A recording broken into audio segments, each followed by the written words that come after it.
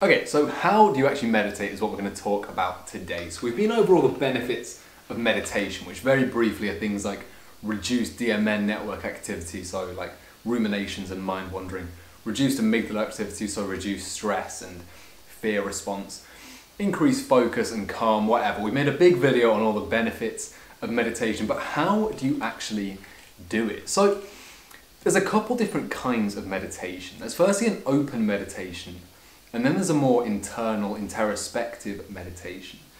And each time you meditate, before you go into that meditation session, you have to decide what kind of meditation you're going to do.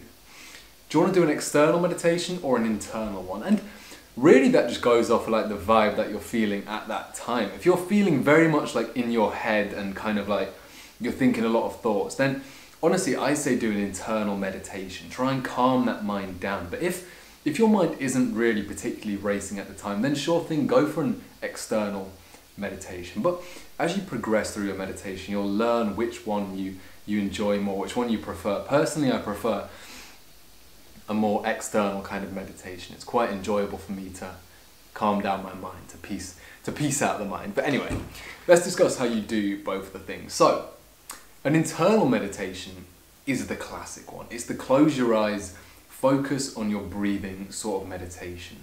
So you sit down cross-legged, set a timer for 5 minutes, then each time after that, increase it by 30 seconds. So 5 minutes, 30, 6 minutes, I'm sure you guys can count.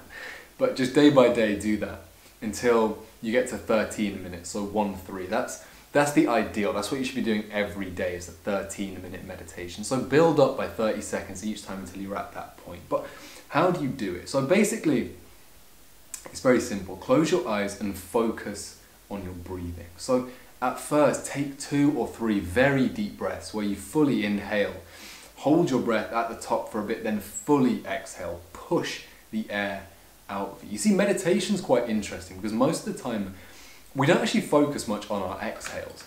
Humans naturally kind of like, the trigger to inhale is a conscious trigger, but the exhale sort of just happens. Like you'll kind of notice that yourself. Every time you inhale, you actively do it. Like you're like, but then the exhale is sort of more just a release of air than it is an actual intentional process. So take some deep breaths and throughout your meditation, breathe intentionally. Take a deep breath in and out with a hold at the top and at the bottom. Do that a couple times. I do it just to kind of reset my breathing before I go into the meditation. And then after that, just focus on your natural breathing rhythm. So focus on the in and the out, and the in and the out, and choose a point that you want to focus on. And for different people it's different, but for me personally I like to focus around here, so the sternum area, the diaphragm, where your lungs kind of sit, and you can feel that really kind of inflate and exhale, exflate, whatever the fuck the word is, deflate, there we go brother, easy. You can feel it deflate and inflate. So it's quite important to pick an area, but also you can pick your throat, you can pick the tip of your nose. Another very interesting meditation is to choose this point in your head there, and to kind of focus on your forehead area. But that's quite an advanced form of meditation. I wouldn't say to start off by doing that, but yeah, just breathe and focus. Now, a big question a lot of people have about meditation is they say I can't do it because my mind always wanders. That's the thing that like almost 100% of people say when I say try meditation, bro. Well, what I have to say is that is the point of meditation, my friend. Like that is why you're meditating. We've been over it so many times, but meditation is a training of your focus. It's a training of that stillness of the mind. And if you were never to lose focus and have to bring back your focus to the breath, to that point that you'd chosen, well then there's no point in meditating. Doing that is like the reps, bro. If you just had a perfectly still meditation session where you sat down and just did it, that'd be like going to the gym, lying down on the bench, ready to do a bench press, and then just sort of lying there for half an hour and going home. You have to refocus the mind. Every time your mind wanders, that is where the neuroplasticity of meditation actually occurs. But what is the other form of meditation, the type I prefer? And that is external meditation, or an open meditation it's sometimes called. And it's more complex, but also I find it a lot easier personally.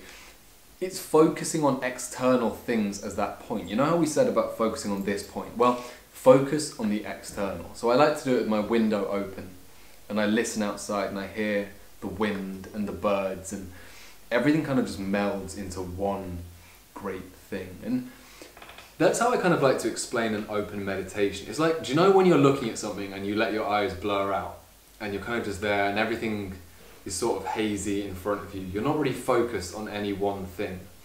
That's what an open meditation is, but for the mind. It's the process of blurring out the mind in a way, of just sitting there and being kind of ever present of everything going on around you, but not specifically focused on any one thing. You can hear the wind and the birds and all the things around you, but you're not actually drawing focus to any one of them. You can feel the goings on of your body, your breathing even. All of it is there, all of it is conscious, but you're not focused on any one thing. There's no semblance of separation. Everything becomes one. It's a Zen meditation practice, really.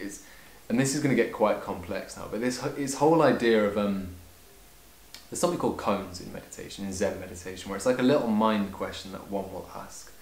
And one of the questions is, does a dog have Buddha nature? And the answer is no. But why that's an interesting question is because it speaks more about the sort of unity of all things in the world. And it sounds very spiritual, but in a very kind of perceptual way. So we perceive things as separate, but that's only because we direct our focus to them. This is on a neurobiological level. However, those things aren't actually separate. Your perceptions are all coming in as just one kind of blur. And you can stop the perceptive focus. That is the point of meditation in a way. It's calming the mind down to the point where it loses perspective on various things and for a moment has true calm. I like to explain it in that way. That's how I used to explain meditation to people, was meditation is the process of finding silence. And that's how you have to think of it. It's about spending however long it takes until your brain has got to the point where it is silent, completely silent for once, where there's no internal voice, no noises happening, not even the sound of your breathing. Honestly, when I used to meditate deeply, I'd take like 2 breaths a minute. Like I wasn't actually sat there timing it, but that's what it felt like. My breathing was slowed down. There were times when I almost like forgot to breathe, but that's how you meditate then. Either open or closed, internal, whatever. And just do it in those 2 ways. Decide what kind of meditation you want and then do it. Excuse the fucking vest that I've just come back from the gym. But anyway, that was a nice little video on just how to meditate. But I think it's a very important practice and a very calming practice. And honestly, a very subjective practice that you can do in your own way. I mean, go and try guided meditation if you want. But honestly, yeah, try either an open or a closed meditation tonight and spend a decent amount of time doing it. Honestly, try sometimes and meditate without a timer. I mean, it is great to do a meditation with a timer, but my most profound experiences was when I just kind of sat there, meditate for a good, I don't even know, bro, like an hour, because I wasn't timing it, because I was trying to reach that goal. If you have a goal during your meditation of achieving stillness, of hearing complete and utter silence, then it will take you 45 minutes to an hour to complete that. I always remember that my legs would start tingling and they'd have like pins and needles in them, but I'd push through that and keep going. And at that point is when I reached stillness, complete and utter stillness. And that is the power of meditation.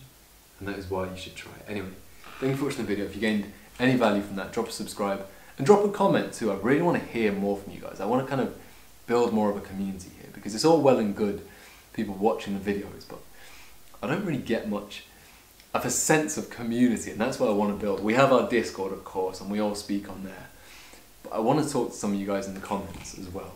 Alan Oritz, bro, what's up, bro? I see you, brother, what's up, bro? That guy comments on every one of my videos and I love him. But yeah, comment, like, subscribe. Yeah, give me a call or join the Discord. And I'll see you tomorrow, brother. I'm so proud of you. Manifest excellence. Goodbye.